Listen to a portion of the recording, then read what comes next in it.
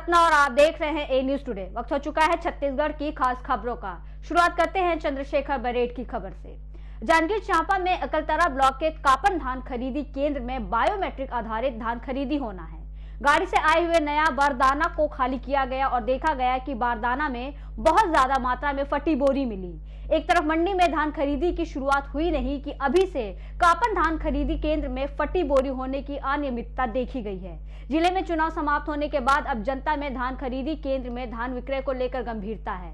ऐसे में संबंधित अधिकारी इस विषय में कितना संवेदनशीलता दिखाते हैं, ये देखने वाली बात होगी।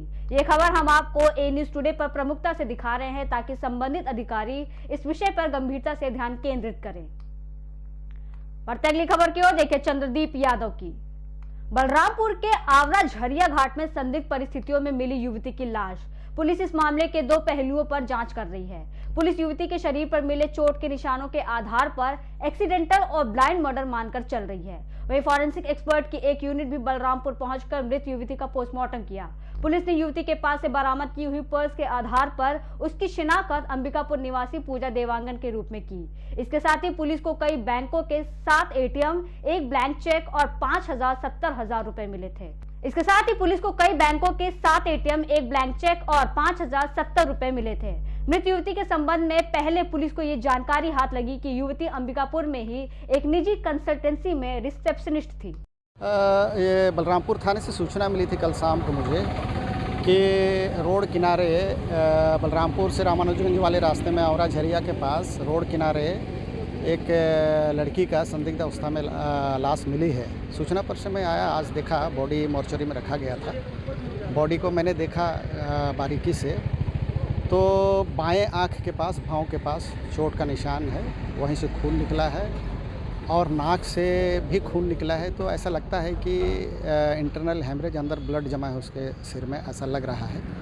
मैं घटनास्थल भी आया, देखा मैंने घटनास्थल काफ़ी डेंजरस जगह है।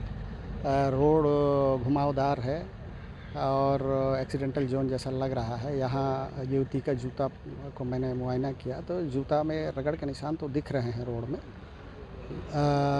तो अब जांच का विषय है ये किस तरीके से हुआ होगा, लेकिन प्रथम दृष्टया शरीर में कोई ऐसा बाहरी ग्रेवियस इंजरी जो दूसरों द्वारा की गई हो, ऐसा नहीं मिला है। कलेक्टर विनीत नंदनवार की अध्यक्षता में संयुक्त जिला कार्यालय की सभा कक्ष में साप्ताहिक समय सीमा की बैठक संपन्न हुई। उन्होंने सभी अधिकारियों और कर्मचारियों को निर्वाचन कार्य में मतदान सफलतापूर्वक संपन्न करवाने के लिए बधाई दी। कलेक्टर ने समय सीमा की बैठक के दौरान अविवादित और विवादित नामांतरण, बंटवारा, सीमांकन और व्यय परिवर्तन के दर्ज, निराकृत और लंबित प्रकरणों पर विस्तार से जानकारी ली और संबंधी कार्यों को समय सीमा में करने के निर्देशित किए। सभी प्रकार के निर्माण कार्यों में गति, सड़क निर्माण कार्यों को प्रारंभ करने के निर्देश भी दिए गए।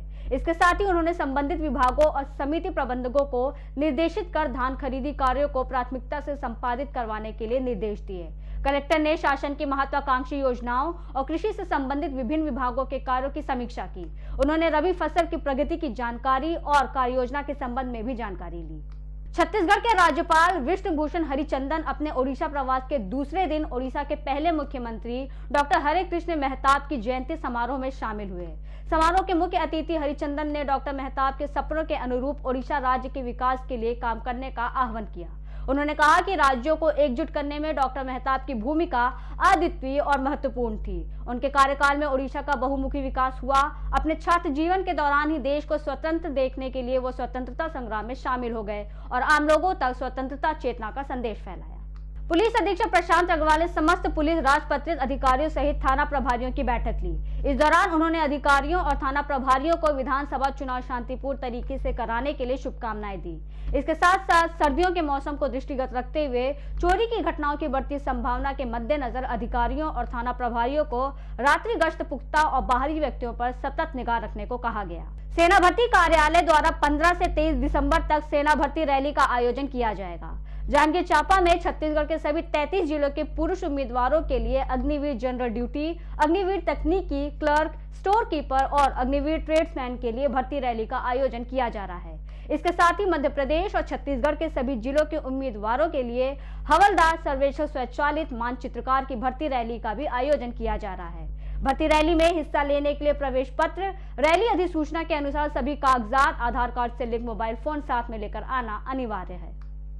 तेज रफ्तार कोयले से भरी ट्रेलर वाहन अनियंत्रित होकर सड़क किनारे बने झोपड़ी नुमा घर में भिड़ा। झोपड़ी पूरी तरह हुआ ध्वस्त, 4 मवेशी ट्रेलर की चपेट में आए, सभी घायल। गौरेला रतनपुर मुख्य मार्ग पर करगी खुर्द घटौली की घटना। बिलासपुर से कोयला भरकर मध्य प्रदेश के कोतना जा रहा था ट्रेलर। आप अपना आसाराम कौशिक, कहाँ रहते हो आप? करगी खुर्द। ये क्या हो गया है? ये गाड़ी फैल गया है। कितने बजे की घटना है? 3 बजे रात को। कितना नुकसान हुआ है आपका? ये पूरा दीवार गाय बैला में ठोकाया है, वो भी नुकसान हुआ है सब। गाय बैला को भी चोट आई है? चोट आई, एक थे बैला के पैर टूट गया है। हाँ, तो उसके बाद गाड़ी वाले कहाँ गए? गाड़ी वाले भाग गए। सेठ हैं अभी। कहाँ से कहाँ जा रही थी गाड़ी, कुछ मालूम है? गाड़ी मालूम नहीं है कहाँ। नुकसान हुआ है? कोई आया अभी तक यहाँ? कोई नहीं आया है। रायपुर के रहने वाला राकेश अरोड़ा ने अपनी प्रेमिका से भागकर की शादी। राकेश अरोड़ा खरसैया में आयकर अधिकारी है। अंतरजातीय की वजह से परिवार के लोग शादी से सहमत नहीं थे, जिसके चलते दोनों घर से भाग गए। लड़की के परिजनों ने पुलिस में शिकायत की। पुलिस ने दोनों को रायगढ़ तहसील न्यायालय में पेश किया। नायब तहसीलदार तृप्ति चंद्राकर ने दोनों युगल का बयान लेने के बाद शादी के लिए स्वतंत्र होने की सलाह दी। दोनों ने मीडिया और पुलिस कर्मियों के सामने एक दूसरे से शादी की। नहीं सर, 5 साल से जानते थे, सोशल मीडिया से कनेक्ट किए, फिर प्यार हो गया। फैमिली को बताया तो सपोर्ट की जगह फिर बंद करके रख दिया गया था। तो फिर आज यहाँ के शादी कर रहे। आज यहाँ कैसे पहुँचे? भागे थे सर घर से, अपनी स्वेच्छा से भागे थे। परिवार वाले क्या रजामंद नहीं थे? इंटरकास्ट करके नहीं। जी। अब क्या आप लोग शादी कर ली? अब इनके साथ ही रहेंगे सर हमेशा। कोई दबाव वगैरह? नहीं सर। एक्चुअल में फैमिली थोड़ा सा आपत्ति कर रही थी, चूँकि इंटरकास्ट मैरिज है।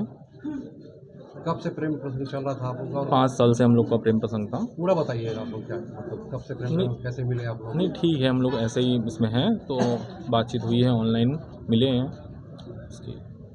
ऑनलाइन भी, यहाँ भी मैं खरसिया में ही रहता था, मैं खरसिया से जान रहा हूँ इसको। और उसके बाद अपना सोशल मीडिया से, फिर रायपुर में था मैं पोस्टिंग, तो फिर सोशल मीडिया से फिर कनेक्ट हुआ। कब दोस्ती हुई? 5 साल से चल रहा है हम लोग का। तो दोनों बालिग हैं, क्या निराकरण हुआ आपके? मेरे न्यायालय में अंकिता मित्तल नाम की एक लड़की है, वो अपने एक लड़के के साथ वो यहाँ पे आई हैं और वो बालिग हैं और वो शादी करना चाहती है लड़के से। तो उनके बयान के लिए मेरे न्यायालय में आया था और थाना पुसौर के जो टीआई हैं उसे लेकर आए थे और वो बालिग है। ये जो प्रश्न चिन्ह जो लगा था वो सॉल्व हो गया है। 27 वर्ष की है वो और वो दोनों शादी करना चाहते हैं, तो उसी के बयान के लिए वो आए हुए थे। लड़का क्या करता है? लड़का जो है वो इनकम टैक्स डिपार्टमेंट में है, GST डिपार्टमेंट में है वो, और लड़की जो है वो अभी कुछ नहीं करती फिलहाल। तो दोनों क्या है, अंकिता मित्तल है, बालिग है 28 साल, और राकेश कुमार अरोड़ा है। दोनों का 4-5 साल से प्रेम प्रसंग चल रहा था। दोनों कहीं कुशोर की और रात आए थे, तो जिसकी सूचना मिली, जिसे कुशोर पुलिस थाना लाया गया। पूछताछ के बाद SDM न्यायालय में पेश किया गया। जो लड़की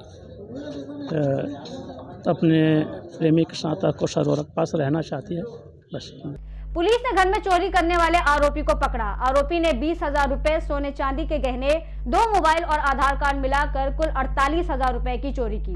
प्रार्थी की रिपोर्ट पर अपराध पंजीबद्ध कर अनुसंधान में लिया गया। आरोपी को गिरफ्तार कर न्यायिक रिमांड पर न्यायालय रवाना किया गया। दंतेवाड़ा में सुरक्षा बलों ने एक बार फिर से नक्सलियों के मंसूबों पर पानी फेर दिया है। CISF की गश्त के दौरान पहाड़ी पर नक्सलियों द्वारा सुरक्षा बलों को नुकसान पहुंचाने के इरादे से आईडी मिला। तत्काल इसकी सूचना पुलिस अधीक्षक को दी गई। CISF पार्टी और BDS की टीम ने मौके पर पहुंचकर निरीक्षण किया। घटना स्थल पर 5 किलो का 1 नग, 2 किलो के 2 नग और 1 किलो का 1 नग, कुल 10 किलो का कमांड आईडी लगा रखा था, जिसे बरामद कर मौके पर ही BDS के द्वारा सुरक्षित तरीके से डिस्पोज कर दिया गया। फिलहाल के लिए इतना ही। देश और दुनिया की तमाम बड़ी खबरों के लिए बने रहिए A News Today के साथ।